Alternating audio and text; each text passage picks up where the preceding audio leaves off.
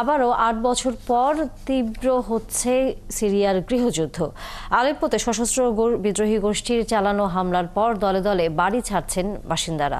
প্রাথমিকভাবে প্রতিরোধের চেষ্টা করলেও এরই মধ্যে আলেপ্পো ও ইদলিবে কোণঠাসা হয়ে পড়েছে আসাদ বাহিনী। হঠাৎ করে সিরিয়াতে কেন সংঘাত পুনরুজ্জীবিত হলো, বিস্তারিত মনিরুজ্জামান বাবুর প্রতিবেদনে।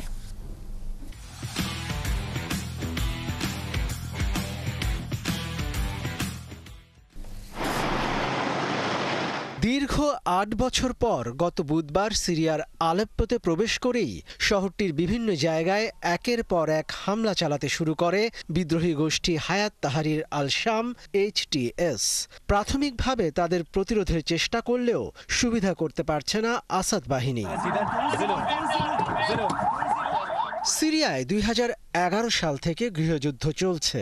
আনুষ্ঠানিকভাবে সেই গৃহযুদ্ধ এখনও শেষ হয়নি, তবে কয়েক বছর আগেই দেশটির বেশিরভাগ অংশে সংঘর্ষ থেমে গিয়েছিল।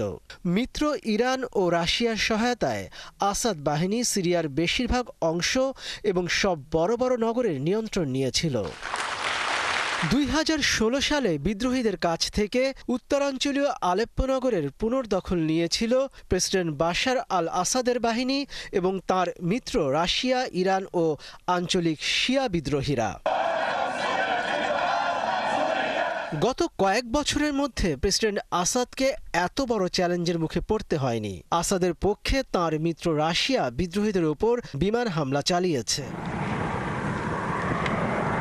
২০২০ সালে রাশিয়া ও তুরস্কের মধ্যস্থতায় সিরিয়ায় একটি যুদ্ধবিরতি চুক্তি কার্যকর হয়েছিল।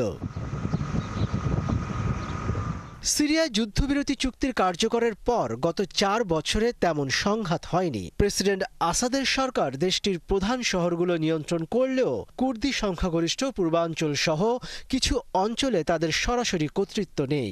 দক্ষিণে কিছুটা অশান্তি হলেও সরকারি বাহিনীর বিরুদ্ধে বিদ্রোহী গোষ্ঠীগুলোর কার্যক্রম মূলত স্থিমিত ছিল। HTS একসময় নুসরা ফ্রন্ট নামে পরিচিত ছিল। যুক্তরাষ্ট্র, রাশিয়া, তুরস্ক এবং আরও কয়েকটি দেশ নুসরা ফ্রন্টকে সন্ত্রাসী গোষ্ঠী হিসেবে তালিকাভুক্ত করে। অন্যদিকে রাজনৈতিক বিশ্লেষকদের মতে সাম্প্রতিক সময়ে ইসরায়েলের হামলায় হিজবুল্লাহর অবস্থান কিছুটা দুর্বল হয়ে পড়েছে, যার ফলে সিরীয় বিদ্রোহীরা সুযোগটা ভালোভাবেই কাজে লাগিয়েছে। এছাড়া রাশিয়া ইউক্রেন যুদ্ধের কারণে মস্কো সাম্প্রতিক সময়ে সিরিয়ায় আগের মতো শক্তি প্রদর্শন করছে না। তবে এই সংঘাত মধ্যপ্রাচ্যের বর্তমান উত্তপ্ত পরিস্থিতিকে আরও জটিল করে তুলতে পারে বলে আপাত দৃষ্টিতে মনে হচ্ছে। মনিরুজ্জামান বাবু, ৭১।